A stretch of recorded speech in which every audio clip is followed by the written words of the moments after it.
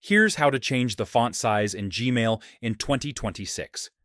If this video helps you, don't forget to like and subscribe for more quick Gmail tutorials. First, open your web browser and go to gmail.com. Sign into your Gmail account if you're not already logged in. Click the Compose button in the top left to start a new email. This is where you can customize how your text looks.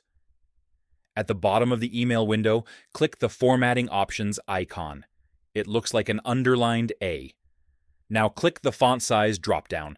You can choose small, normal, large, or huge, depending on what you want.